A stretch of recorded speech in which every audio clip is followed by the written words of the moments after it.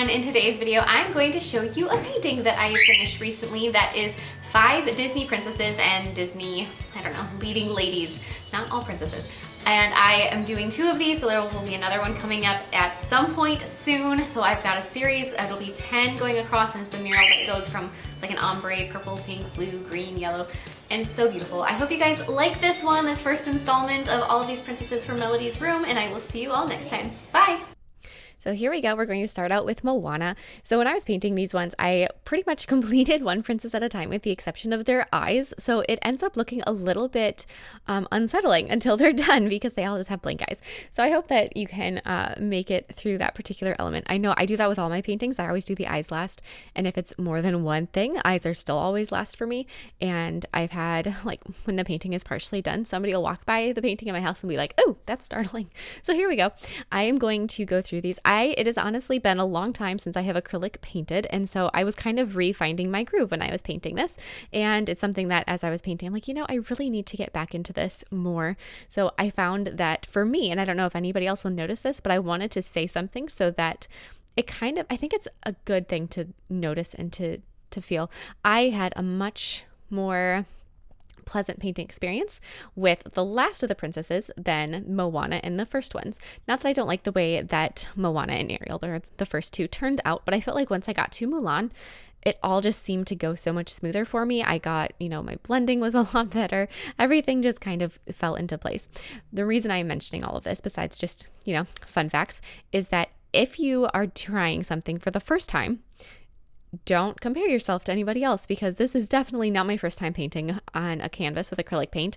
I have actually, this is now the 4th painting with acrylic paint I've done recently. So I've even done some paintings recently. This one was just by far the most smooth supposed to be looking, which is where that blending conundrum came into place. And I'm very happy with the way that they all turned out. It's just, I refound that groove, as I said, towards the end. And if you are trying something for the first time or the 9th time, or you haven't done it for a while and you're coming back to it, give yourself some time. It's all good. If you want to go back through and start over, who cares? Go ahead. So the first one was Moana, as you saw. One thing I want to mention about Moana specifically is I blended a lot of extra red tones into her face and her arms and her chest because she has an almost perpetual little bit of a sunburn. So if you look at her pictures, she always has a red glow on her skin. And so we're going to make sure that she has that represented. And now for our Ariel, I'm going to go through, and this is one of those, this is a painting that has lots of different eras in it. So we have Ariel, who in this one is the oldest of the characters, and then it's a bunch of newer ones. Well, Mulan is also one of the older ones. But so Ariel and Mulan are from a different era of Disney style, whereas Mirabel, Moana, and Raya are from, they're current, they're very new. And so there's just different appearances. They just look differently. So I did my best to blend the styling.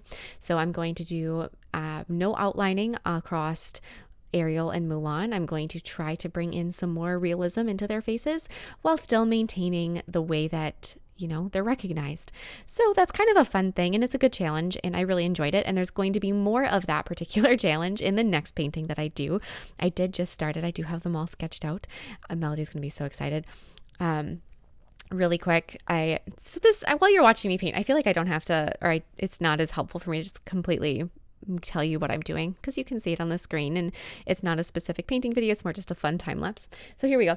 Melody has had these paintings in her room painted with the background for over 2 years. It is probably close to 3 years. All of a sudden, when she was 2 and now she just turned 5, so it's somewhere between 2 and 3 years. There's this vent in the upper corner of her bedroom, and she very, very freaked out one night, and she calls us in there, and she was just panicked. And we asked her, what's going on? And she said that there were birds in her room and they were coming in through that vent. Now, we own a bird. We've always had birds. She loves birds. Birds are her favorite. When she was that age, she loved seeing birds. She called them bubs, and they were the best thing for her. She had just adored them. So it was very unusual for her to have this bird problem in her room.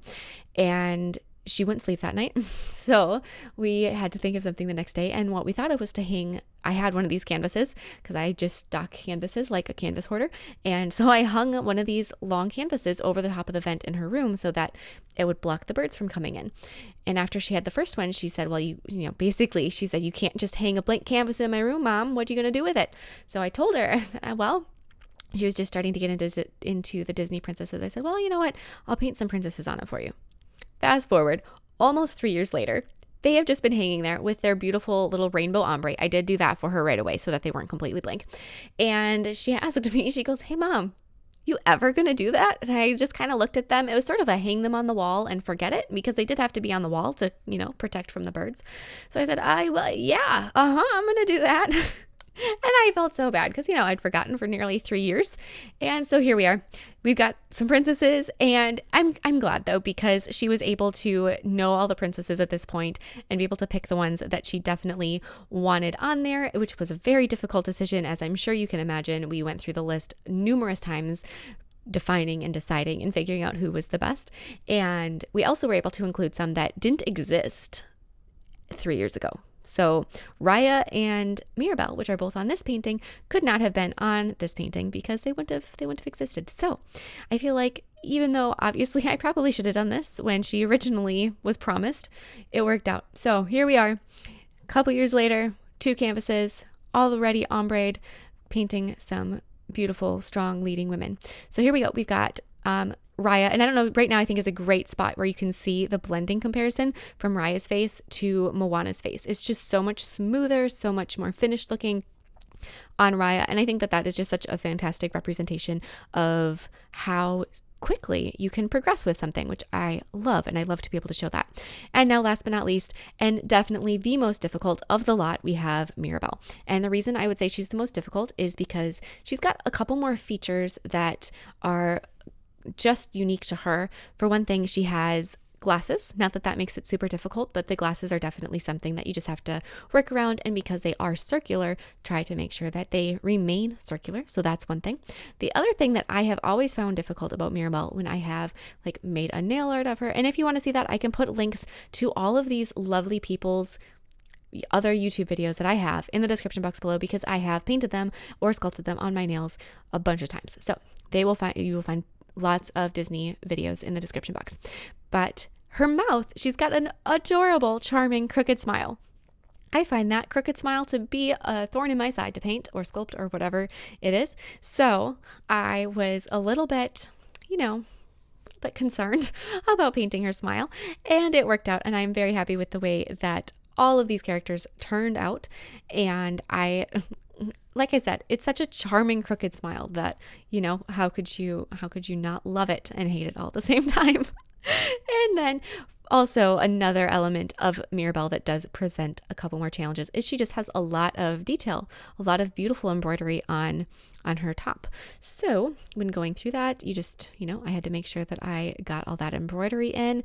And when you're painting embroidery or anything that has kind of a texture to it like that, if you're going to do something that's knit or crocheted, do little dabby lines instead of continuous painting. That will definitely increase that thread look, and it will make it so much more realistic looking instead of trying to do long lines and paint everything in smooth strokes. If you do it a little bit more like pointillism, but like dashilism, since it's dashes instead of points, then you will get that embroidery look. Oh, also we have a hand for Mirabel, which presents another little challenge, not a bad one.